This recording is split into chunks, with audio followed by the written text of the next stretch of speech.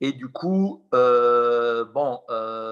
a voulu que ces rendez-vous s'effacent comme ça en virtuel pour déjà avoir le plaisir de cet échange et pour donner à la DAGP la parole, sachant que c'est depuis plusieurs années qu'on bénéficie de leur soutien et c'est un partenariat très important pour nous.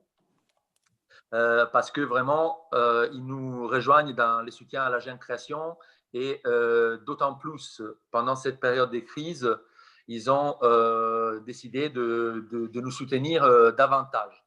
Donc, je voulais remercier l'ADAGP. Je voulais saluer évidemment tous les artistes qui ont pu nous rejoindre et en vous disant de tenir. Il y aura bien un jour proche dans lequel on va finir pour se voir et pour être dans un lieu d'expo et que les choses reprennent un cours un peu plus normal. Donc, en attendant, l'idée, c'est de vous briefer sur les dispositifs de soutien et les possibilités de protéger aussi vos créations qui sont disponibles. Et du coup, voilà, j'en profite pour souligner la mission de la ville de Montrouge depuis plusieurs années. Le salon a fêté tout de même son 65e anniversaire pour les soutiens de la jeune création, la promotion des jeunes artistes. Donc, sachez que toutes nos initiatives, même celles qu'en virtuel on arrive à faire pendant ces confinements, sont vraiment adressées à mettre en avant les jeunes créateurs, à vous donner des moyens pour vous faire connaître, à vous suivre à la fois d'un point de vue critique via des bourses de soutien. Donc, voilà. C'est une période de stand-by, mais la ville, elle continue à veiller sur vous, à penser à tous les moyens possibles pour soutenir la jeune création, que ce soit avec de nouveaux projets aussi qui peuvent prendre place dans l'espace public, que ce soit par tous les moyens virtuels qu'on aura à disposition. Et puis, on espère vraiment que bientôt, ça sera les rendez-vous avec les salons en vrai pour pouvoir enfin se rencontrer. Voilà, je vois Madame Aubry qui vient de nous rejoindre. Bonjour. Donc, voilà, c'est notre nouvelle adjointe à la culture qui nous accompagne aussi dans cette discussion. Et du coup, je vous remercie tous d'être présents et je donne la parole du coup à Sandrine qui va tout nous expliquer. Oui, tout. Enfin, je vais essayer en tout cas. Donc, bonjour à tous. Je suis Sandrine Dussolier et je suis responsable du pôle action culturelle de la DAGP. Je voulais tout d'abord remercier toute l'équipe du Salon de Montrouge qui nous donne la possibilité de ce temps de parole, de s'exprimer, de s'adresser à vous. Alors, vous êtes donc des jeunes artistes, des artistes émergents. Vous êtes pour la plupart en école. Et dans votre parcours en école, vous travaillez surtout sur la création des œuvres. Moi, je viens vous parler de la diffusion de ces œuvres. Vous savez sûrement que la diffusion de vos œuvres sur différents supports, de par la loi, est soumise à l'autorisation de l'auteur contre rémunération. C'est une notion compliquée, surtout en début de carrière. Vous cherchez surtout à vous faire connaître, quitte à ce que cela ne vous rapporte pas d'argent au début. Moi, je viens vous expliquer que s'inscrire dans une démarche d'auteur qui demande à être rémunéré pour son travail participe à votre professionnalisation. La gestion de vos droits peut vous paraître compliquée. Faire une facture, négocier un devis, réclamer vos droits, faire une convention, rédiger un contrat, contrôler les utilisations de vos œuvres. C'est pour cela que des sociétés d'auteurs existent, pour vous accompagner dans ces démarches. Alors, pour cette présentation, qui va durer à peu près une demi-heure, je vais m'appuyer sur un PowerPoint, donc je vais faire un partage d'écran.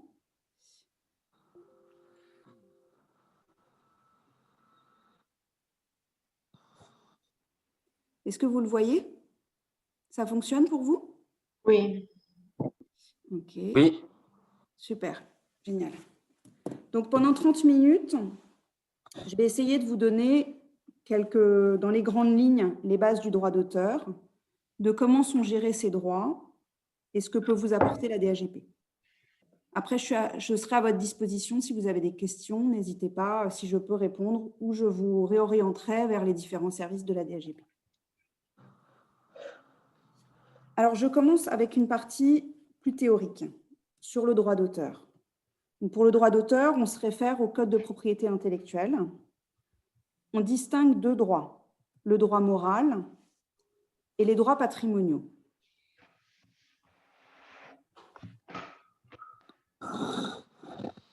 Alors, le droit moral, c'est un droit personnel, perpétuel et inaliénable. En aucun cas, vous ne pouvez le céder, on ne pourra jamais vous l'enlever. C'est un droit qui est vraiment attaché à vous et à votre œuvre. Ça inclut le droit de divulgation, ça veut dire que seul vous pouvez décider de divulguer votre œuvre. Le droit à la paternité, c'est l'obligation de mentionner le nom de l'artiste quand on reproduit une de vos œuvres. Le droit au respect de l'œuvre, donc celui qui va diffuser votre œuvre ne peut pas porter atteinte à l'intégrité de l'œuvre. Un recadrage, par exemple, pourrait être considéré comme une atteinte à l'intégrité de l'œuvre. Et enfin, le droit de repentir ou de retrait. C'est un droit qui est relativement peu utilisé par les artistes, mais qui vous donne la possibilité de revenir sur la divulgation d'une œuvre. Voilà.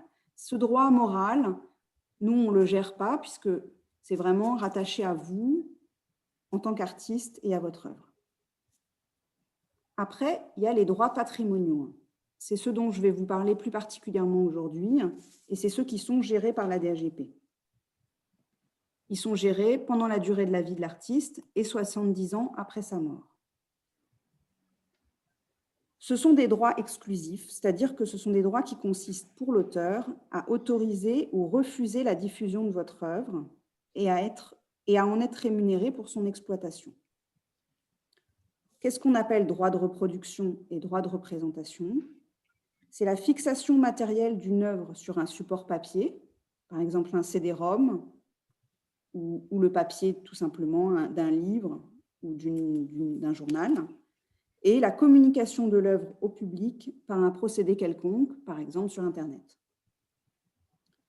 Donc ces droits, ça consiste pour vous à autoriser ou refuser la diffusion de votre œuvre sur des supports divers, la presse, l'édition, le multimédia, l'audiovisuel.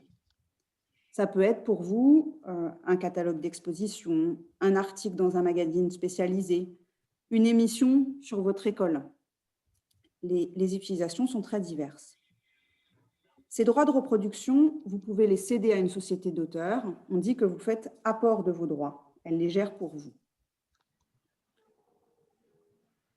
Après, il y a un droit qui s'appelle le droit de suite, qui est un droit très important, qui est très particulier, qui est spécifique aux arts graphiques et plastiques.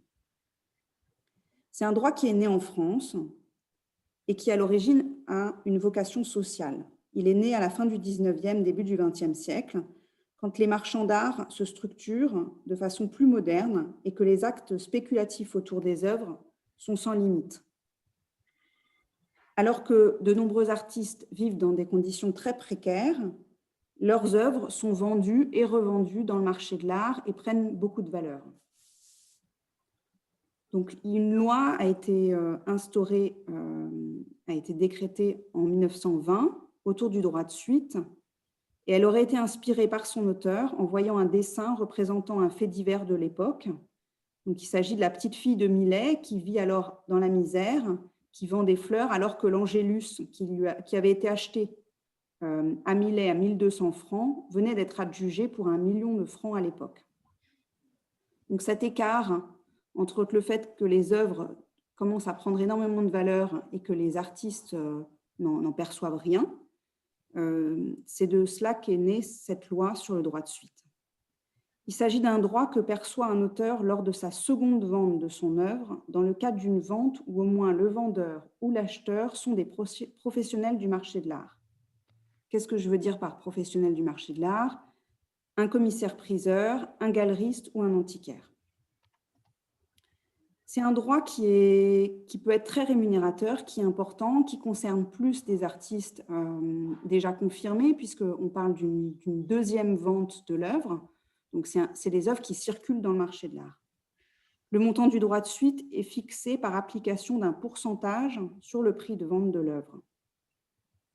Il y a certains cas où il n'est pas applicable, pour les œuvres, notamment pour les œuvres de moins de 750 €.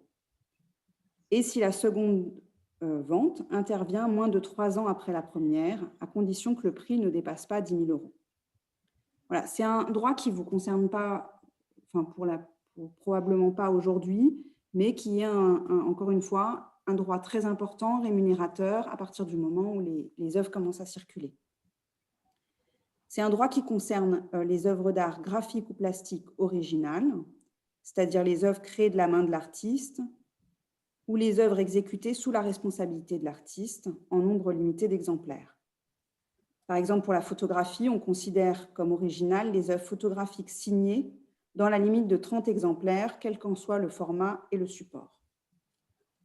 C'est un droit incessible. Ça veut dire que vous ne pouvez pas le céder, il vous sera toujours rattaché, mais vous pouvez faire apport de ce droit à une société d'auteurs qui peut le gérer pour vous.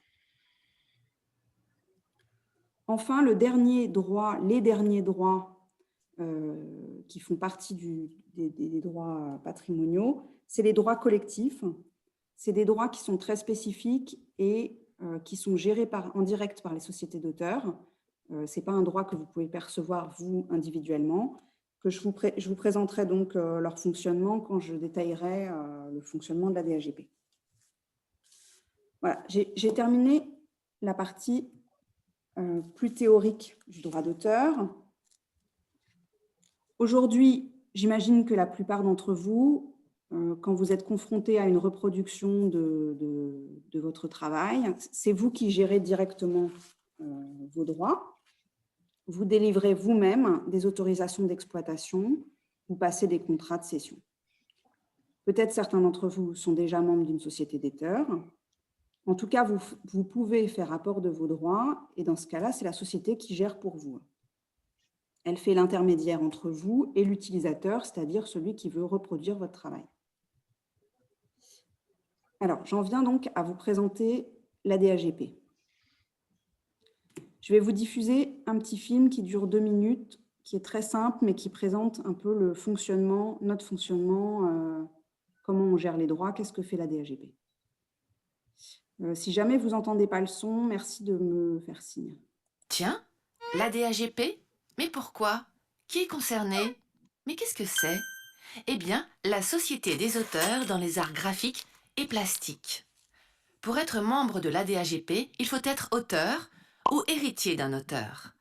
Peintre, sculpteur, photographe, architecte ou même mangaka. Bref, plus de 30 disciplines au choix. Et voilà. 100 000 et quelques auteurs. Pour eux, l'ADAGP veille et même surveille. Dès qu'une œuvre est reproduite n'importe où dans le monde, livres, affiches, pubs, presse ou produits dérivés, diffusés sur le web ou à la télé, à chaque fois, l'ADAGP va collecter des droits auprès des exploitants et se faire respecter auprès de ceux qui oublient autorisation ou déclaration. Et ensuite, reverser ou encore redistribuer le fruit de cette récolte aux auteurs.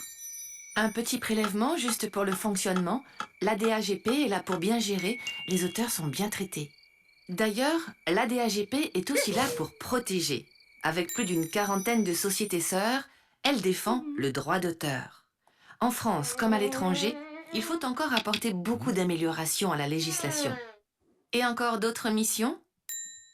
Une banque d'images pour promouvoir la création, donner des subventions pour les festivals et les salons, et un personnel plein d'attention pour aider les auteurs à mieux comprendre leurs droits. Et oui, l'ADAGP, c'est tout ça à la fois.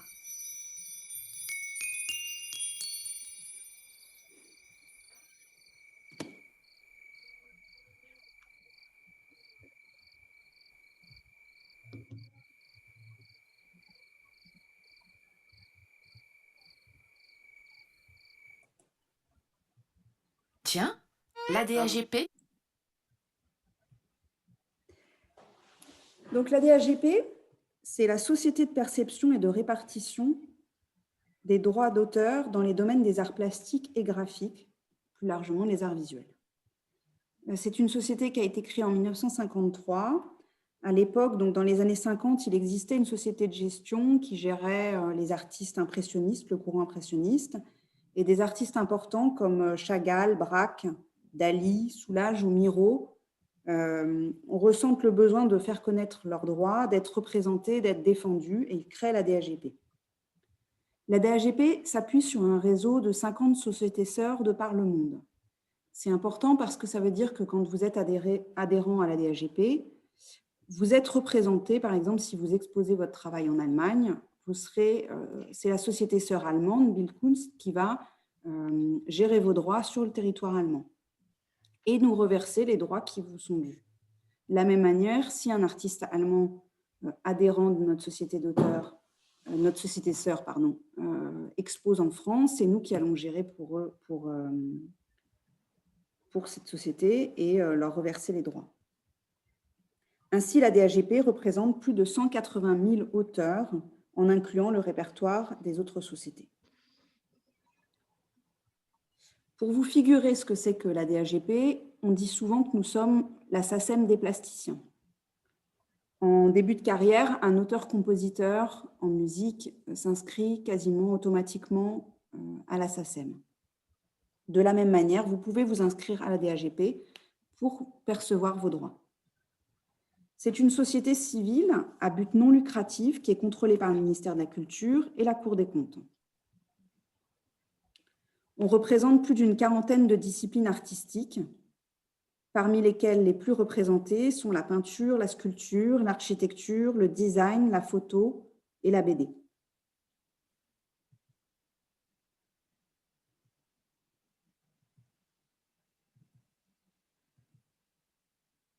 Les membres de la DAGP sont des artistes ou leurs ayants droit. En adhérant, vous payez une part de capital social qui s'élève à 15,24 € et vous la payez qu'une seule fois. C'est-à-dire que vous prenez une part de capital social, il n'y a pas de cotisation annuelle à payer, c'est juste un règlement une seule fois. Et à travers cette part, vous devenez membre de la DAGP. C'est les membres qui élisent le conseil d'administration, qui contrôlent les comptes et valident l'action culturelle. Les adhérents sont les associés, c'est eux qui contrôlent et qui assurent la gestion de la société. Alors, qu'est-ce que la DAGP peut faire pour vous? La raison première de la DAGP, c'est la gestion des droits d'auteur. Donc, je reviens sur les droits que je vous ai présentés précédemment. Donc, nous gérons les droits pour lesquels que vous pouvez céder, pour lesquels vous pouvez faire apport. On gère tout d'abord le droit de suite que je viens de vous exposer. Pour cela, la DAGP reçoit des déclarations des professionnels du marché de l'art qui ont cette obligation de nous communiquer un état des lieux de leur vente. La DAGP est agréée par le ministère de la Culture pour recevoir communication par les professionnels du marché de l'art, donc les salles des ventes, les galeries, de toutes les ventes donnant lieu au droit de suite. Ça représente plus de 400 maisons de vente aux enchères, plus de 1700 galeries, dont la moitié de second marché. Donc là, vous comprenez aussi l'intérêt pour un artiste d'adhérer, c'est-à-dire que si vous devez gérer en direct, vous n'avez pas connaissance forcément des ventes qui sont faites de vos œuvres. La DAGP a cette connaissance-là. Par ailleurs, nous gérons les droits de reproduction et de représentation de votre vivant et 70 ans après votre mort, après quoi l'œuvre tombe dans le domaine public. Donc concrètement, ça veut dire quoi et comment ils sont gérés ces droits? On reçoit des demandes d'utilisation de ce que nous on appelle les utilisateurs. Les utilisateurs, c'est la presse, c'est l'édition, c'est un site internet, c'est une chaîne de télévision. On établit un montant de droits en fonction d'un barème. Pour information, ce barème est accessible sur le site internet de la DAGP. Vous pouvez regarder si ça vous intéresse et ça vous donne une base pour éventuellement évaluer un montant de droit. Donc, elle reçoit des demandes pour reproduire des œuvres d'artistes de notre répertoire. Et elle a par ailleurs une mission, enfin une action de veille et de contrôle sur différents supports. C'est-à-dire qu'on surveille aussi les utilisations qui sont faites. De cette façon, la presse est passée en revue, mais aussi les programmes audiovisuels, toutes les chaînes du câble et de satellite. Là aussi, on comprend l'intérêt d'adhérer pour un auteur, c'est-à-dire que cette veille, vous n'avez pas le temps, la possibilité de le faire. Ça fait partie de notre travail. La gestion, elle se fait soit ce qu'on appelle œuvre par œuvre, c'est-à-dire un utilisateur, un éditeur nous demande l'autorisation pour une reproduction particulière et nous, on établit une autorisation et un montant de droit en fonction du barème. On va demander spécifiquement l'autorisation de l'auteur ou de l'ayant droit pour des cas particuliers. Par exemple, une monographie, une couverture, un article de merchandising, des affiches, une publicité. Mais dans les autres cas, on ne consulte pas l'auteur ou son ayant droit, systématiquement. Par exemple, si c'est pour un intérieur de livre ou un livre scolaire. L'idée, c'est qu'on ne peut pas consulter tous les auteurs pour toutes les utilisations. Mais on va consulter dès que le sujet est sensible, si c'est un sujet religieux, politique, ou bien sûr, si l'œuvre est retouchée, recadrée. Et à ce niveau-là, on va veiller au respect du droit moral. Cette gestion, œuvre par œuvre, elle se fait notamment grâce à des conventions que la DAGP signe avec la plupart des établissements culturels, des musées, des FRAC, des fondations,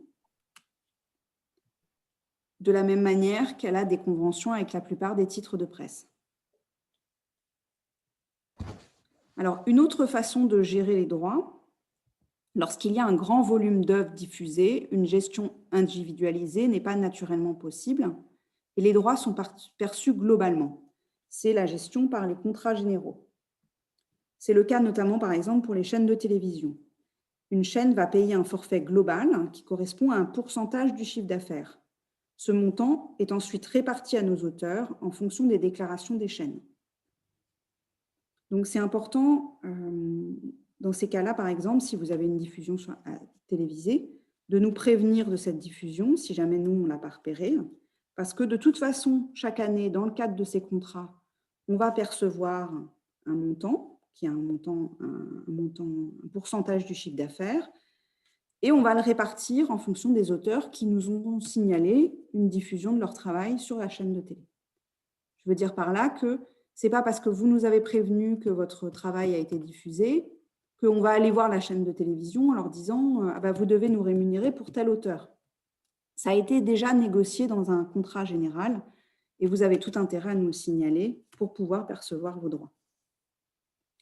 De la même manière, ces contrats généraux sont signés pour la télévision, pour des sites internet, des gros sites internet comme des photothèques ou des gros sites de musées, et pour les réseaux sociaux, par exemple, on a un contrat avec YouTube.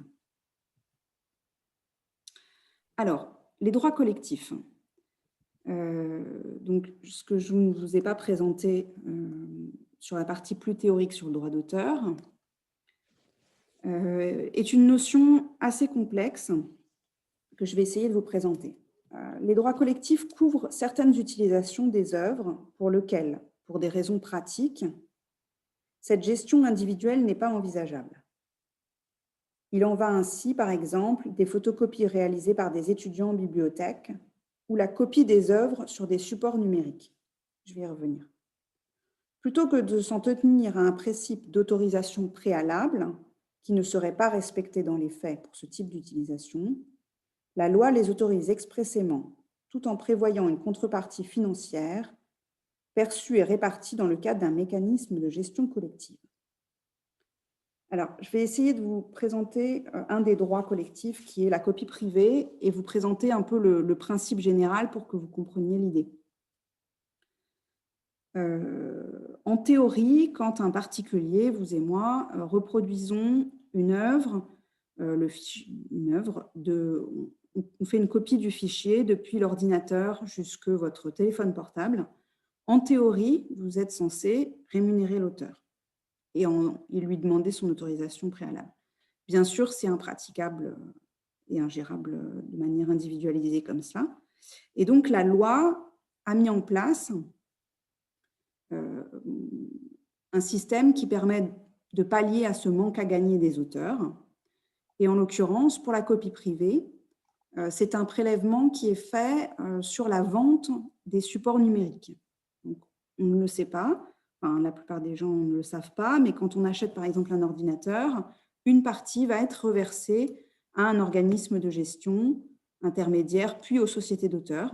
C'est ce qu'on appelle la copie privée. Ce sont des sources de rémunération importantes, des montants assez conséquents, et vous ne pouvez percevoir ces droits que si vous êtes adhérent d'une société d'auteurs. Donc, j'y reviendrai à la fin, mais vous pouvez aujourd'hui vous dire « je ne veux pas adhérer à une société pour la gestion primaire, la gestion des droits de reproduction, parce que vous avez l'impression que votre travail n'est pas assez diffusé ». Moi, j'attire votre attention sur le fait que vous pouvez aussi adhérer juste pour les droits collectifs. C'est des droits qui vous sont dus, qu'on collecte pour vous. Ce n'est pas forcément des droits astronomiques, mais voilà, c'est important de le savoir. Vous pouvez adhérer ne serait-ce que pour ces droits collectifs. Donc, il y a la copie privée que je viens de vous présenter. Il y a aussi la reprographie, donc c'est le droit de photocopie. Donc, c'est pareil, je crois que c'est les écoles, les universités ou les bibliothèques qui versent des droits de reproduction par rapport à ces photocopies. Il y a la location et les prêts de bibliothèque, il y a le câble. Donc ça, c'est des sources de financement, c'est du droit collectif. L'ensemble de ces droits, que ce soit les contrats généraux ou les droits collectifs, sont répartis ensuite à nos auteurs en fonction de règles de répartition et en fonction des déclarations que vous nous faites. Les règlements sont faits 1 à 2 fois par an avec l'envoi d'un relevé qui mentionne le type de droit, le titre de l'œuvre, les sommes versées, après déduction des frais de fonctionnement. Donc, sur les droits que nous vous versons, la DAGP prélève un pourcentage de frais de gestion qui est actuellement de 12,8% et qui correspond aux frais de fonctionnement de la DAGP, c'est-à-dire en gros les salariés et les frais généraux. On est à but non lucratif, donc on ne fait pas de bénéfices, mais on prélève ce pourcentage pour notre fonctionnement interne. Alors voilà, j'en ai fini pour la partie gestion des droits par les équipes de la DAGP, qui est donc la première mission. La deuxième mission très importante, c'est la protection des droits et la défense du droit d'auteur. Alors, cette défense du droit, elle se fait dans un premier temps par le conseil juridique qui est proposé aux auteurs de la DAGP. Donc, on a un service juridique qui peut vous conseiller. Ça, c'est le premier niveau. Ensuite, il y a des actions de lobbying au niveau national, européen, mondial, sur différents sujets spécifiques aux droits d'auteur.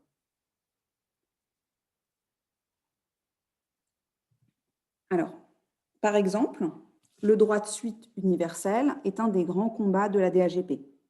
Aujourd'hui, plus de 70 pays reconnaissent le droit de suite, mais les États-Unis et la Chine ne le reconnaissent pas. Ça fait partie, par exemple, des grands combats qui sont menés par la DAGP. Il y a également des enjeux importants au niveau européen. Là, en 2019, il y a une directive européenne qui est passée sur le droit d'auteur, qui est une directive très importante, qui dit que désormais, les plateformes numériques, donc par exemple Facebook, Instagram, ne sont plus considérés comme de simples hébergeurs.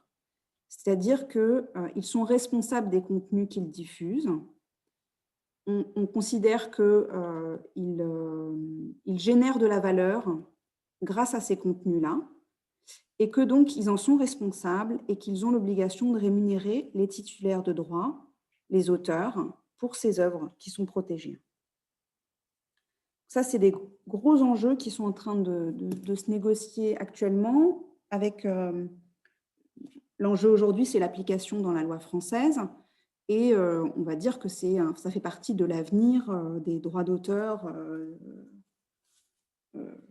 Voilà, pour vous, c'est vraiment des enjeux importants, la gestion de ces droits sur les réseaux sociaux. On développe aussi des technologies de reconnaissance d'images qui permettent d'avoir des empreintes des images pour faciliter la perception des droits, pour compenser le manque de documentation et pour optimiser la répartition, et pour identifier les exploitations non autorisées.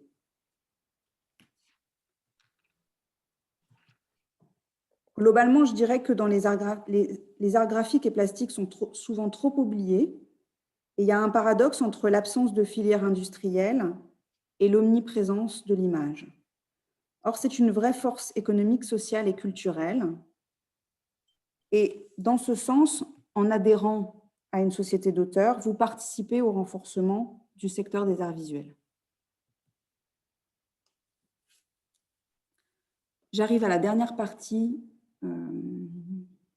des missions de la DAGP, qui est le soutien à la création, l'action culturelle, qui est plus ma partie en ce qui me concerne. Dans le Code de propriété intellectuelle, il est stipulé que 25% de la copie privée doit être réinvestie sur le soutien à la création, promouvoir l'action culturelle et les arts visuels. Donc, je vous ai expliqué un peu ce que c'était que la copie privée. Donc, 25% de ces montants sont réinvestis et c'est la même chose dans toutes les sociétés d'auteurs, sont réinvestis pour soutenir la création. Dans le cadre de ce soutien, nous soutenons à la DAGP plus d'une centaine de manifestations, des festivals, des expositions dans des centres d'art. Ça va vraiment de très grosses manifestations à, par exemple, la Nuit Blanche, où on est partenaire du Palais de Tokyo, ou des rencontres d'Arles, à des petites expositions, qui sont des associations qui mènent un travail de proximité sur le terrain. C'est à ce titre que nous sommes partenaires du Salon de Montrouge depuis 2014. Notre soutien se porte sur plusieurs choses, notamment la parution de portraits dans le quotidien de l'art, la prise en charge de bourses d'aide à la production pour des artistes. Donc, certains d'entre vous bénéficieront pour le prochain salon, et un soutien général à l'organisation du salon. Par ailleurs, à l'occasion de ce salon, et en partenariat avec la ville de Montrouge, on décerne ce que nous, on appelle notre révélation art plastique à un des artistes exposés. J'y reviendrai après, mais on a une série de soutiens qui est porté aux artistes émergents, soutien de la jeune création. On appelle ça, nous, les révélations. Donc, la révélation art plastique qui sera sélectionnée parmi vous, le lauréat recevra une notation de 5 000 € et sera mis à l'honneur dans le cadre d'une présentation dédiée sur les 6 messes de la DAGP.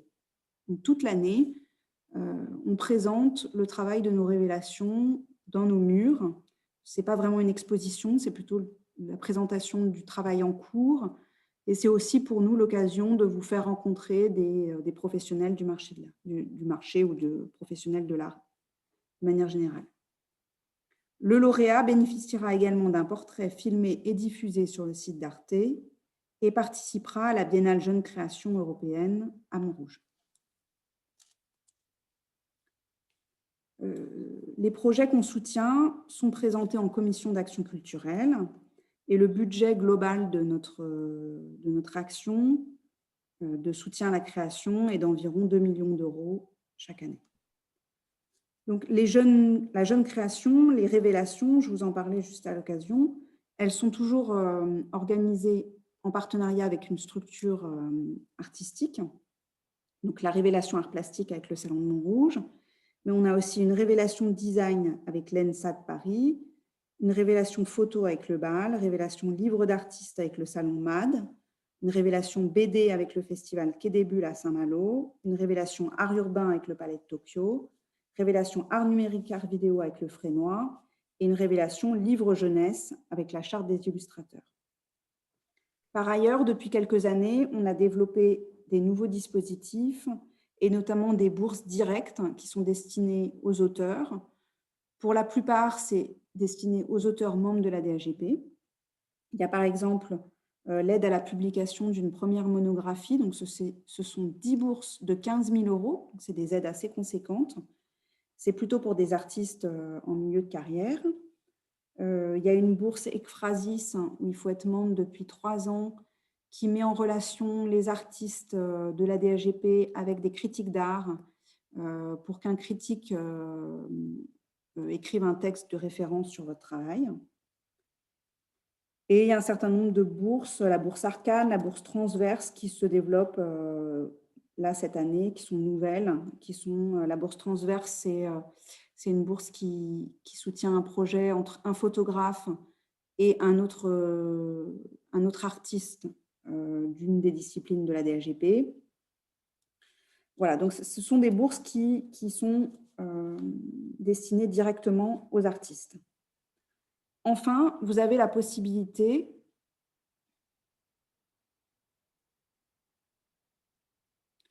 de participer à une banque d'images. Donc, on a un fonds iconographique à la DAGP qui est une vitrine pour les artistes. Donc, vous pouvez y présenter des photographies, des reproductions de vos œuvres.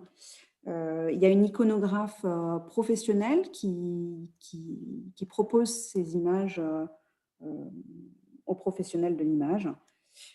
Voilà, donc ça, c'est une vitrine, c'est une opportunité pour vous si vous adhérez. Voilà, je rappelle que l'adhésion s'élève à 15,24 €, que c'est une adhésion à vie, il n'y a pas de cotisation annuelle, que vous pouvez vous désinscrire quand vous le souhaitez, que vous pouvez choisir d'adhérer juste pour les droits collectifs. Comme je vous le disais, ces droits que vous ne pouvez percevoir qu'en étant membre d'une société d'auteurs, et pour les droits de reproduction et de représentation, pour que vous fassiez apport de vos droits et qu'on soit, nous, l'interlocuteur de ceux qui veulent reproduire votre travail, et aussi pour le droit de suite. En adhérant, vous bénéficiez, bien sûr, du conseil juridique, et ça, c'est une aide utile, précieuse. J'ai mis les coordonnées de la DAGP. Andrea et Renata, si vous le souhaitez, vous pouvez diffuser mon adresse mail. D'accord. Je suis à votre disposition. Et voilà, si vous êtes intéressé pour adhérer, il y a un bulletin d'adhésion qui est en ligne. Vous pouvez également écrire à adhésion@adagp.fr. Et voilà, je suis à votre disposition si vous avez des questions, dans la mesure de mes possibilités. Sinon, voilà. Encore une fois, je ne suis pas juriste, mais sinon, je vous renverrai vers les différents services de la DAGP. Voilà, j'arrête le partage d'écran. Je reviens vers vous. Et je vous écoute.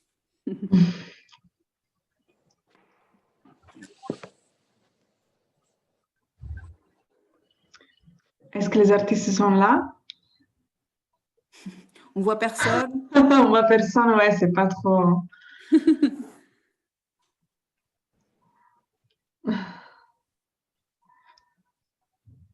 Oui? Je pense que bon, il n'y a pas beaucoup de questions parce qu'en fait, il y en a énormément. J'imagine qu'on est tous, on s'est tous posé cette question à un moment donné quand on fait les contrats, quand nos œuvres sont diffusées sur les réseaux. Il y a toujours une espèce d'inquiétude et un manque de connaissances. Et c'est vrai que pour nous, c'est très utile. Et je pense que là, si vous n'avez pas de questions, c'est qu'elles vont venir sûrement après, parce que moi, là, j'en ai, mais je ne saurais pas les formuler. Puis après, c'est des choses aussi du cas par cas. Donc, en tout cas, la présentation était très claire. Merci beaucoup. Merci à vous. Et voilà, donc, mais je pense que oui, on a tous plein de questions. Quoi. Enfin, moi, j'en ai plein. C'est vrai que quand je discute avec des artistes, parfois, c'est un peu rébarbatif, les droits d'auteur. Et en même temps, on se rend compte assez vite que vous êtes confronté à ces questions-là très, très vite, même sans que votre travail soit très diffusé. Quoi. C'est vraiment c'est un vrai stress, hein, le manque de contrôle qu'on a sur la reproduction des œuvres sur le net, par exemple. Il y a des gens qui cherchent à valoriser aussi leurs entreprises ou, je sais pas, par la diffusion des œuvres. Et ça, c'est un truc auxquelles moi j'ai été confrontée personnellement, et ça a été une bataille. Et c'est très douloureux de voir qu'on n'a pas d'emprise sur la diffusion des œuvres sur le net, par exemple. Voilà, c'est un peu comme... Enfin, moi, je considère ça un peu comme mon image, quoi. C'est comme si on prenait ma tête et qu'on en faisait ce qu'on veut, et puis c'est insupportable. Et c'est très important que ce type d'association existe. Et puis, et voilà, quoi. C'est... Ouais. Oui, donc je ne vous ai pas dit, on est à peu près 50-60 salariés et c'est vrai que voilà, on est là pour vous aider. Et, quand vous avez des reproductions, quand vous êtes adhérent, vous avez une reproduction, bah, vous appelez les services de droit de reproduction et ils vous accompagnent. Ce que je n'ai pas dit aussi, c'est que vous avez la possibilité, si jamais, dans le cadre d'une utilisation, vous vous dites, ben non, pour cette utilisation spécifique, je ne veux pas que des droits soient perçus. Vous avez la possibilité de le dire aussi. Vous êtes adhérent d'une société, on s'adapte à votre volonté en fait. C'est vraiment en dialogue avec vous. Ouais. Alors moi j'ai une question globale, mais je suis sûre que ça intéresse pas mal de gens, enfin j'imagine. Est-ce qu'on peut accéder à des types de contrats, des contrats types qui soulèvent toutes les questions auxquelles on doit faire attention quand on travaille avec une galerie ou un interlocuteur ou... Ça c'est un truc... Enfin, moi, je pose la question à pas mal d'amis qui sont déjà dans le circuit de l'art et tout ça, mais c'est assez hermétique parce que chacun... Enfin, j'ai reçu pas mal de contrats différents, puis ils sont tous différents, quoi, en fait. Il y a des personnes qui s'attachent particulièrement à la reproduction des œuvres, d'autres qui s'attachent particulièrement à d'autres problèmes, l'acheminement de l'œuvre sur le lieu, etc. Et en fait, on se rend compte que chaque contrat est différent et c'est difficile de trouver un contrat type qui favorise les artistes, quoi, parce qu'il y a beaucoup de contrats types qui favorisent les galeries et tout ça, mais vous en pensez quoi de ça? Enfin, ça vous parle? En fait, nous, on nous demande souvent ça, et je les renvoie généralement au service juridique, et eux, ils me disent toujours, effectivement, il n'y a pas de contrat type.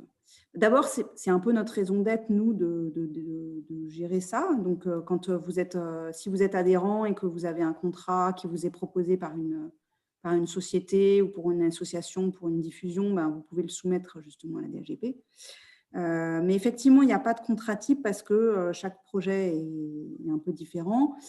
Alors, moi, je m'occupe d'une commission. On a ce qu'on appelle chez nous des commissions du répertoire. Donc, c'est des commissions qui sont spécifiques en fonction de certaines disciplines. En l'occurrence, moi, je m'occupe plus particulièrement de la photographie. Et là, on va publier ce qu'on a appelé... c'est un petit guide avec 20 conseils pour gérer ses droits d'auteur, en gros.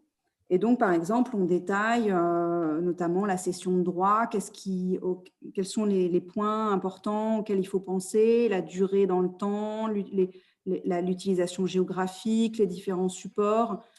Voilà, donc ça, c'est une plaquette qui est plus spécifique sur la photographie, mais je dirais que l'article sur la cession, il est valable pour tout auteur, en tout cas sur les arts plastiques, sur les arts généraux qui n'ont pas de spécificité. Donc, éventuellement, je pourrais il va être diffusé, je pense, à partir du début de la semaine prochaine. Donc, je peux le faire parvenir à Renata et Andrea pour qu'ils vous le fassent suivre. Ça peut vous servir de base. Après, c'est vrai que c'est un peu au cas par cas, quoi. C'est vrai que ce n'est pas forcément évident. Après, il y a des points sur lesquels il faut être vigilant, mais... Ouais. Et ça, c'est compliqué à savoir pour nous, les points sur lesquels on doit être vigilant. Enfin, on l'a arrivé à un certain âge et un peu d'expérience, on comprend les choses en se prenant des claques. Hein. Mais ouais, c'est vrai que ce serait bien d'avoir un espèce un mapping de toutes les choses auxquelles on devrait faire attention et même forcément quand on n'en a pas conscience, même si ce n'est pas détaillé en fait. Vous verrez dans ce guide, ils examinent notamment le cas de la commande, le cas d'une collaboration avec une galerie. Voilà, donc il y a plusieurs cas de figure qui sont analysés. Lors d'un achat d'œuvre aussi, quand vous vendez une œuvre, vous vendez l'œuvre, vous vendez l'objet, mais vous ne faites pas automatiquement apport de vos droits. Il faut que ça soit prévu et ce n'est pas du tout automatique. Et à la base, vous restez détenteur de vos droits quand vous vendez une œuvre. Donc après, ça aussi, ça doit être discuté avec l'acheteur. Voilà. Et c'est vrai que parfois, quand on commence, ben, c'est pas facile de se retrouver face à une structure plus ou moins importante et de dire, ben non, j'ai encore mes droits sur cette œuvre. Et c'est pour ça que passer par une société qui vous représente, ben, c'est plus facile, quoi.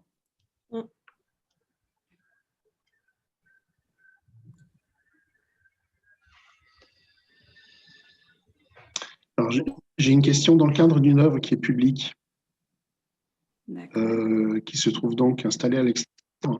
Est-ce que les droits de reproduction… Est-ce que les droits de reproduction… les droits… Pardon, je ne vous ai pas entendu ce que ça a sauté. Pardon, il y a beaucoup de bruit autour de moi. Oui, les droits de reproduction existent, doivent être… Comment à ce moment-là, est-ce qu'on peut les faire valoir de la même manière, oui. Là, en l'occurrence, du coup, ce serait par exemple si une photo qui est prise ou de votre œuvre est diffusée, je ne sais pas, dans un magazine, ben, ils doivent vous rémunérer pour cela et vous demander l'autorisation. Et la diffusion sur Internet? De la même manière. Après, Internet, c'est vrai que de manière générale, c'est assez complexe, hein. Surtout une gestion œuvre par œuvre, c'est assez difficile.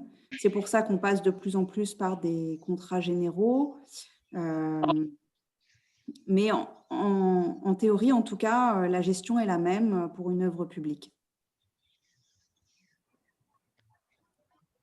D'accord, donc tout ce qui est diffusé sur Internet, à partir du moment où l'œuvre est reproduite, c'est dans le cadre global, en fait. Oui, oui, oui, tout à fait. C'est sujet au droit d'auteur. D'accord, parce que moi, je suis sociétaire chez vous depuis plusieurs années et je n'ai jamais touché l'ombre d'un droit. D'accord. Et votre travail a été diffusé? Oui. Eh bien, il faut revenir vers nous. Vous avez déjà été en contact avec nos équipes? En fait, je ne pensais pas qu'on avait cette formule, je ne pensais pas qu'elle existait. Je ne savais pas qu'on pouvait avoir une rémunération de ce genre. Si, tout à fait. Tout à fait. Il ne faut pas hésiter, quand vous êtes adhérent, à contacter les services parce que c'est vrai qu'on fait une veille, des utilisations qui sont faites. Dans un magazine, quand le copyright ADAGP est mentionné, ben c'est plus facile de repérer quelles sont les reproductions qui sont faites de nos artistes membres. Mais par contre, effectivement, sur Internet ou par ailleurs, voilà, il nous arrive on ne voit pas tout forcément. Donc, il ne faut pas hésiter à nous solliciter, être en contact avec nous. D'accord. Et il y a un caractère rétroactif ou c'est uniquement année après année? Alors, je crois que pour les droits de reproduction, il n'y a pas de caractère rétroactif. Il y en a pour le droit de suite. Mais il faudrait vérifier. Oui. Après, là, donc là, vous me parlez de diffusion sur Internet? Ou d'autres diffusions, entre autres. Parce que, par exemple, sur Internet… Là, ça peut être dans les journaux aussi. D'accord. En tout cas, je vous invite à le signaler, surtout si c'est des diffusions qui ne sont pas trop anciennes. Et puis, voilà, la gestion des droits prend parfois du temps, donc ça peut être… il peut y avoir des contrats généraux avec les supports de presse. Donc, voilà, signalez-le toujours. D'accord. Ok. Très bien, merci. Je vous en prie.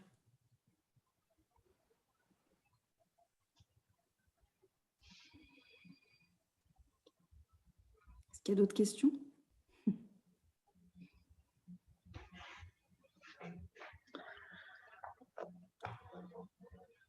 Bon, je vous donne à l'oral mon adresse mail si vous en avez d'autres et que vous voulez me recontacter. Donc, c'est Sandrine, SANDRINE, .dussolier, DUSO2LIER, un S2L, @adagp.fr. Voilà, et peut-être Renata et Andrea peuvent le renvoyer. Bien sûr, oui. Je voulais faire un mail avec les coordonnées. Et par ailleurs, du coup, nous avons enregistré cet échange, sachant que pas mal d'autres artistes seront sûrement intéressés à l'écouter à un autre moment. En effet, c'était bien d'être en direct avec certains, mais l'idée, c'est de mettre tout ça à disposition sur Internet, sur les Facebook du salon, sur les sites du salon, et vous les renvoyez aussi dans les mailings. Et c'est sympa aussi qu'il y ait des artistes montrougiens qui prennent partie à cet échange, parce qu'en effet, l'idée, c'est voilà, que Montrouge soit à l'accompagnement des artistes à 360 degrés. Et on va essayer de multiplier les actions, d'autant plus en ces moments où on est surtout obligé à un échange discours et virtuel. Mais pour information, les ministères aussi, il est très impliqué dans le fait de diffuser des bonnes pratiques de l'organisation des expositions. Et nous sommes en train de participer avec eux à toute une série d'échanges, notamment sur les droits d'exposition. Donc, on avait imaginé une table ronde, mais qui était un peu compliquée à animer simplement en ligne, mais qui sûrement va être reportée à la prochaine occasion qu'on aura pour se voir physiquement. Et donc, les ministères, ils préparent aussi un guide, effectivement, sur les contrats types, des exemples d'appel à candidature, une typologie aussi d'exposition pour faciliter la tâche et aux institutions, qui des fois, elles ont plein de questions aussi de leur côté, et surtout, voilà, aller à l'encontre aussi de quels sont les besoins des artistes et les faire connaître auprès des organisateurs d'expos. Et donc, voilà, nous, on a vraiment intérêt aussi à rendre les salons de plus en plus un forum et un lieu d'échange. Comme vous voyez, je remercie à nouveau Sandrine et toute son équipe, parce que nos partenaires sont très accessibles et vraiment prennent le temps de répondre à vos questions. Donc, l'idée, c'est que ça ne soit pas juste... Ça soit pas... J'ai perdu Andrea. Ouais, que les artistes ne soient pas juste spectateurs, mais on écoute, on est à votre écoute pour les questions, pour vous faciliter des démarches, et on fait tout ce qu'on peut pour vous soutenir. Par ailleurs, les bourses, justement, beaucoup d'entre vous s'inquiètent du fait qu'elles soient réglées. Sachez qu'à ces moments de virtualisation aussi de l'administration, malheureusement, ça prend pas mal de retard. Ça concerne aussi nos échanges avec la trésorerie et certaines dynamiques qu'on avait l'habitude de régler plus en présentiel. Mais ne vous inquiétez pas. Donc, il y a les bourses de production, plus un soutien extraordinaire que la DAGP nous a donc accordé cette année à cause de la crise du Covid, qui vont vous être rémunérés et virés. Vous nous avez donné vos RIB, donc ça ne va pas tarder à être versé.